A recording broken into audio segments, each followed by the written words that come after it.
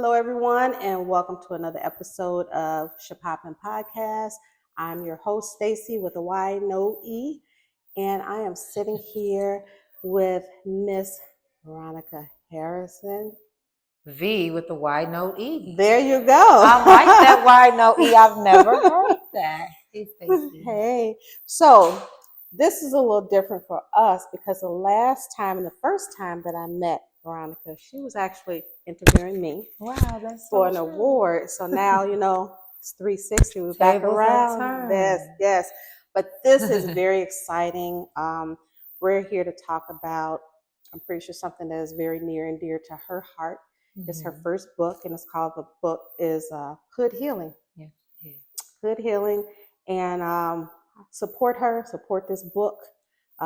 It's very enlightening. It tells her story and different other aspects of her life and the community as a whole.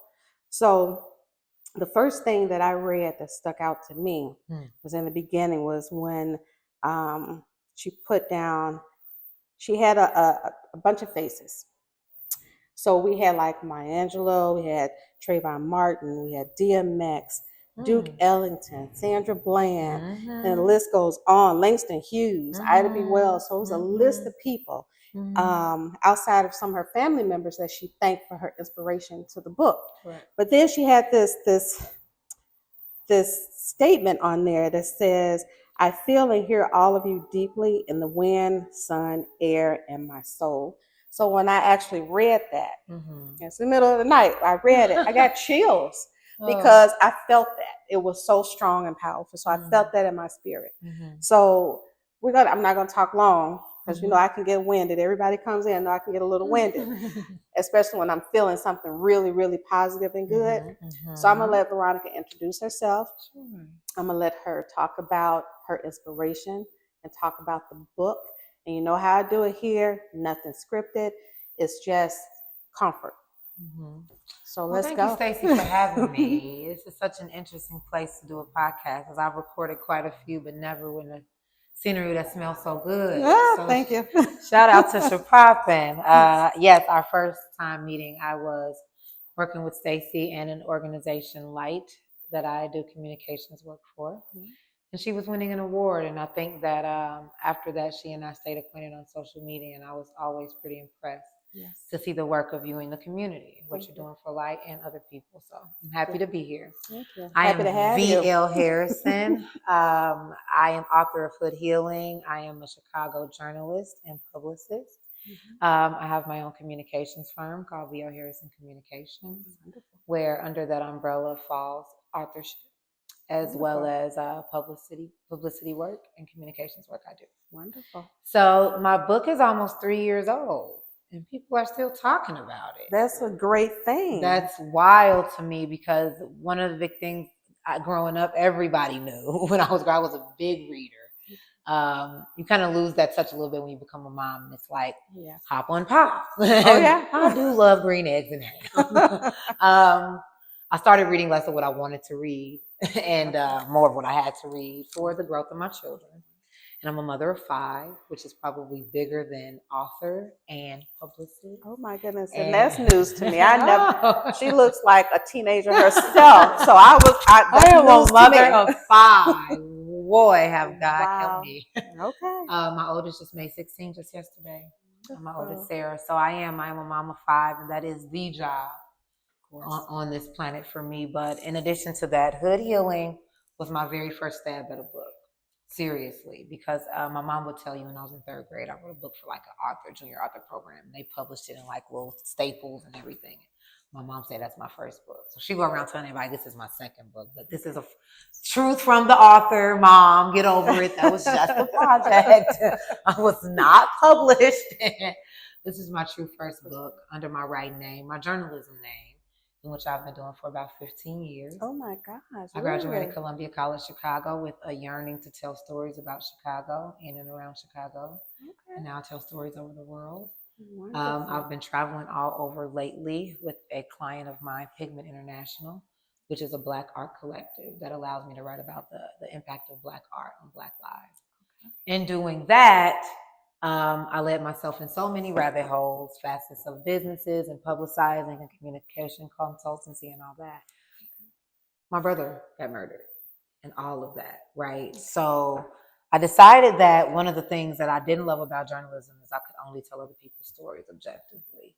And so my book project, very much inspired by the murder of my brother, was also inspired by my own life, which in journalism school you learn you cannot infuse yourself into a piece. The news articles are for the people.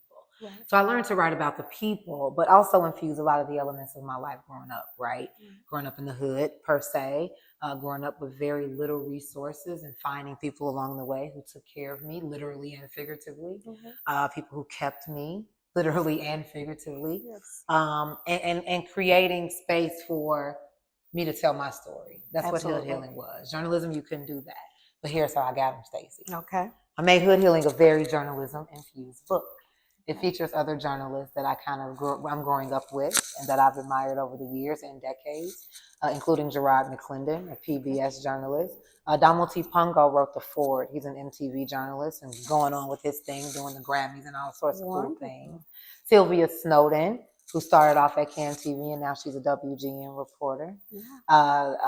Evan Moore, who was at the Chicago Sun-Times, but now he is the press secretary for Chicago Public Schools. I think he actually just moved on to something even better. Oh, wonderful. So everybody that's infused in my book has journalist voices, but guess what?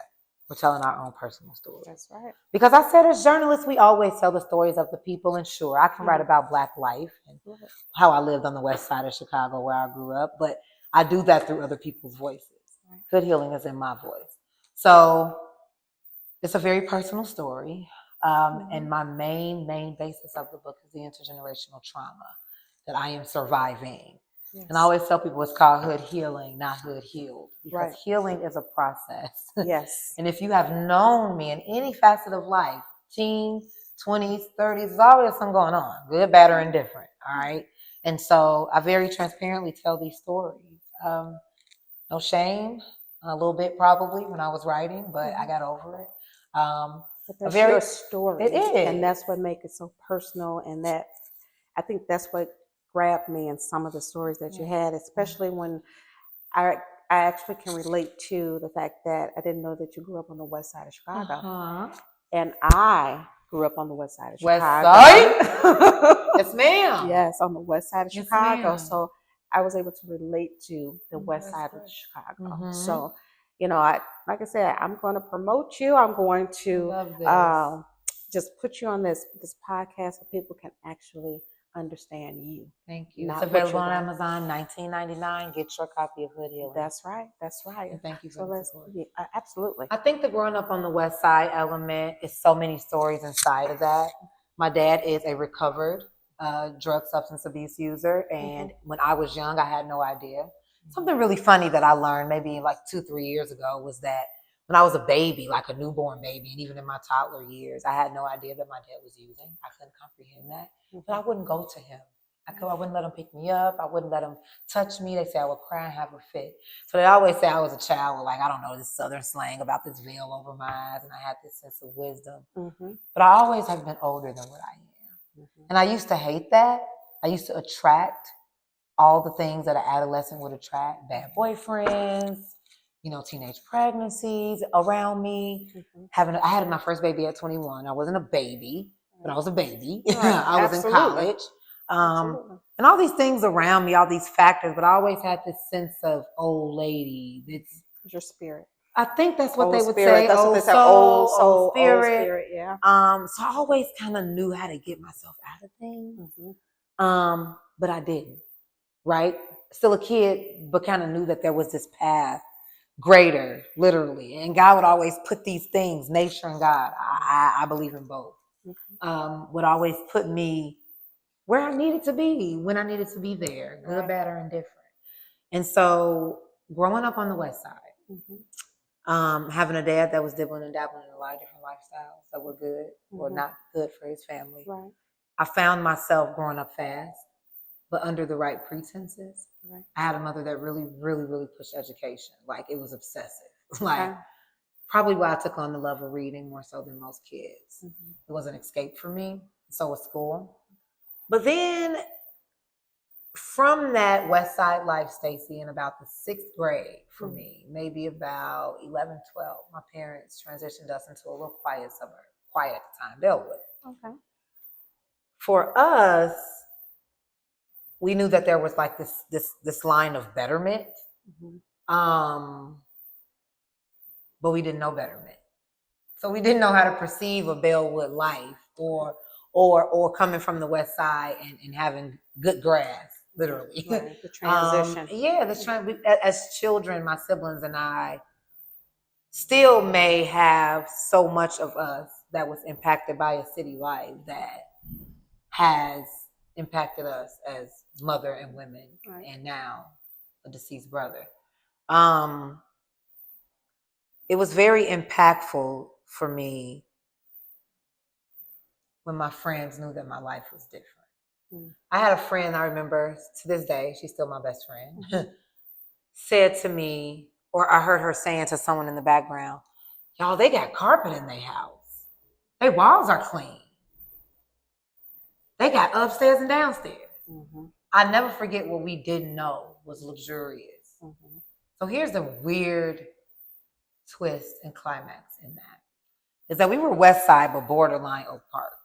And if you know anything about Austin and Chicago Avenue, you can stand at a street and you can see a completely different, a dichotomy in neighborhoods, what you see. And if anyone who listens to this know what I'm talking about, there are things you do in Oak Park you wouldn't dare do in Austin and vice versa. So geographically, at 8, 7, 6, I saw that. And it was normalcy for me, right?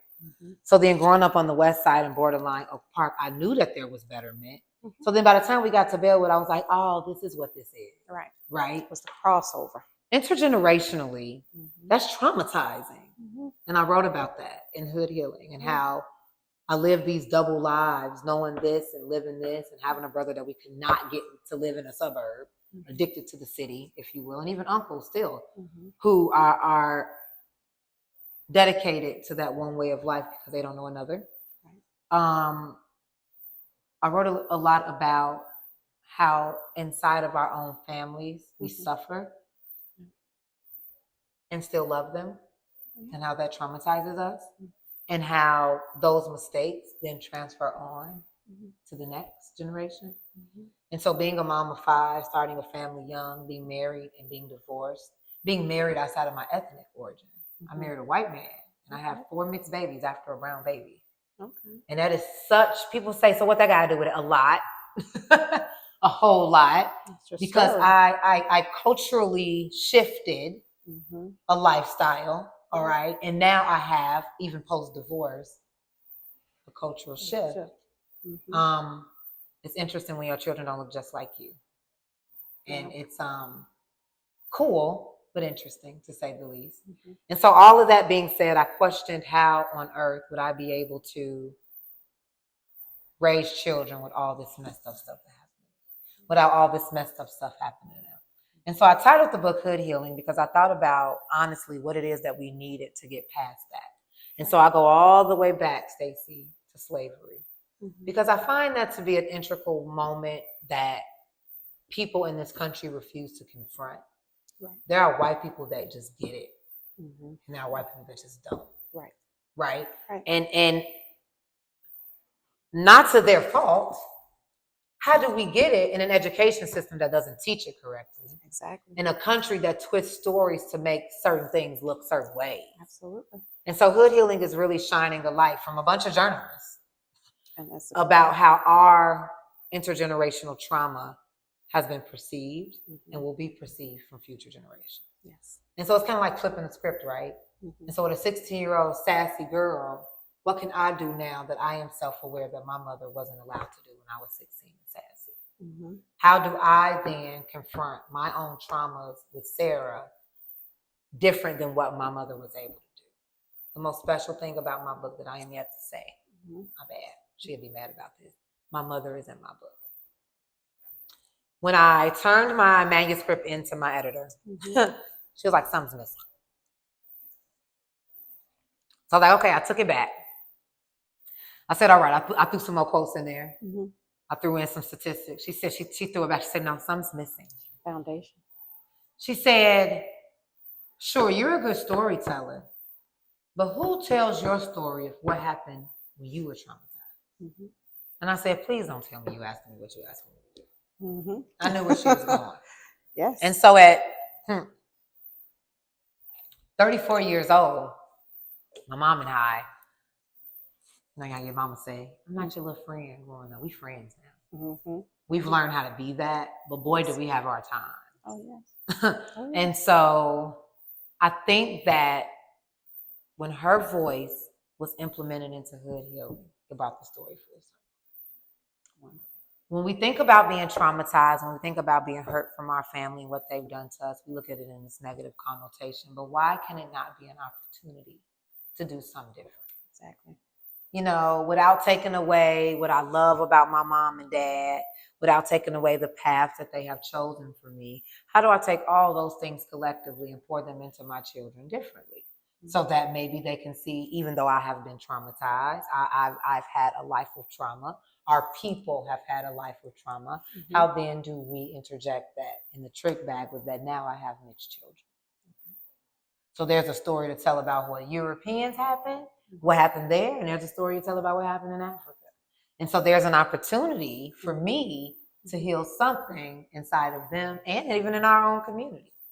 You know, so much of this story is so hurtful still to this day, because when my mom was telling some of that stuff, that was the first time she was telling me that. Like how she found out my dad was on crack. Mm-hmm. Like what happened after that. How my grandmother perceived them. How they had a homeless stint. How when I was pregnant, she thought about aborting me.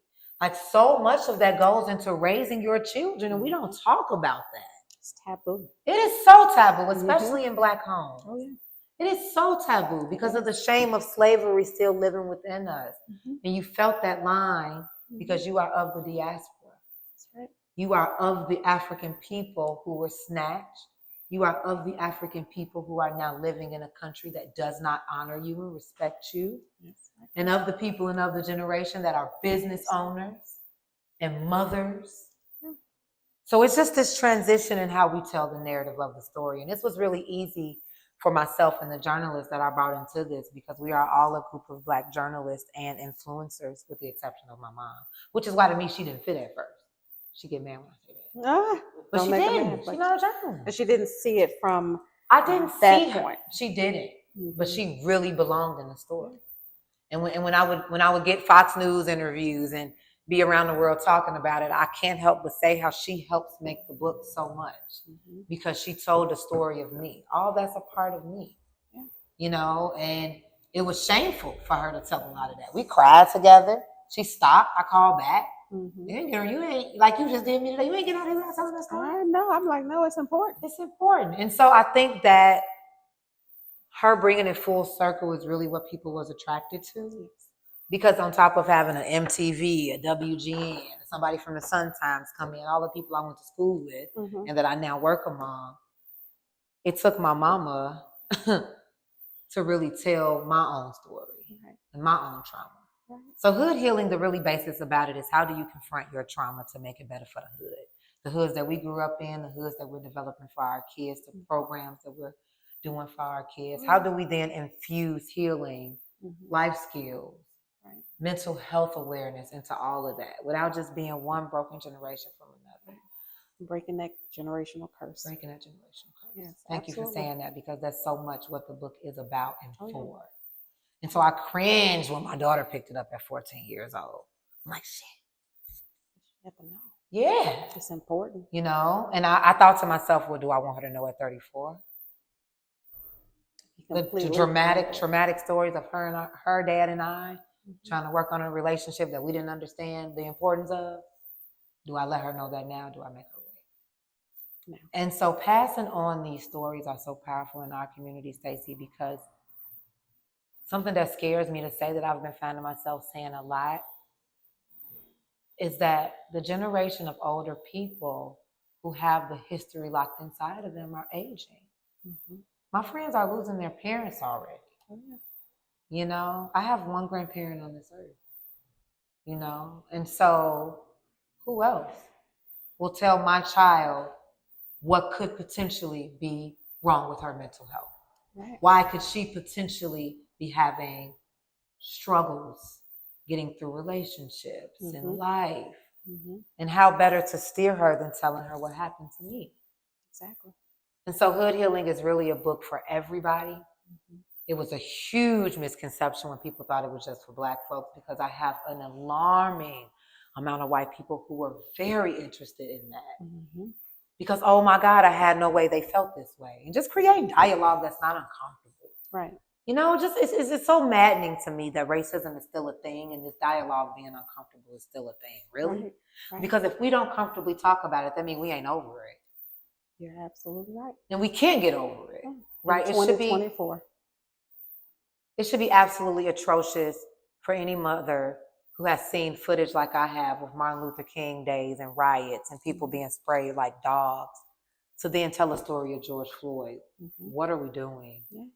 So if we are still in this level of discomfort, we haven't done the work yet as a country. And so as a journalist, someone who tells the stories and really has responsibility of the narrative of my people and the narrative of the news, I feel compelled. As someone of mixed children, you know, someone who's co-parenting with a blonde, blue-eyed person. I find this so important to walk in my truth because I am very much different.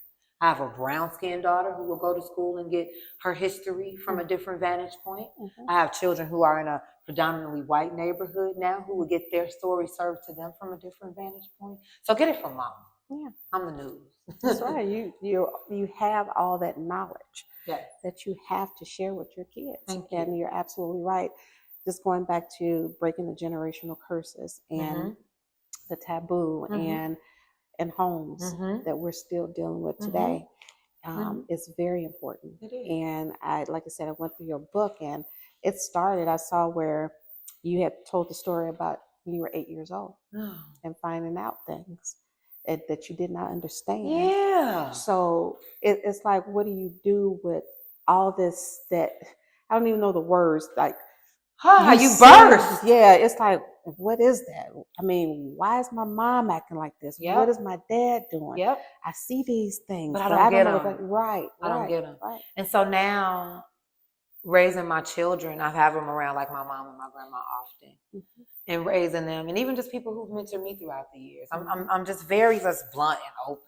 Yeah. I asked my daughter straight up on her 16th birthday yesterday the things that I worry about. Are you smoking weed? Because I want to know.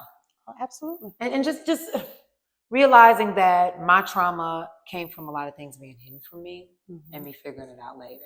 Right. And something that we don't realize is our parents are growing up along with us. Me giving them grace to do that gives me healing. Me having an understanding of these things gives me healing.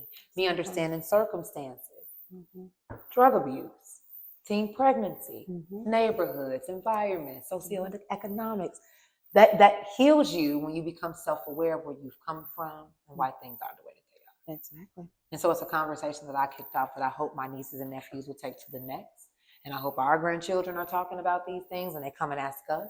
And I hope that it creates conversation in my community among Black, white, Hispanic, Asian, because I want people to understand that your story, regardless of where you're from, Stacey, it is very crucial to who you are. Exactly. And I think that we get ashamed no matter who you are. We all have these closeted secrets in our families and these things that we don't prefer telling the public, and not treating it as gossip and sensationalizing it, but treating it as a tool to start necessary conversations. Exactly. So that's Hood Healing.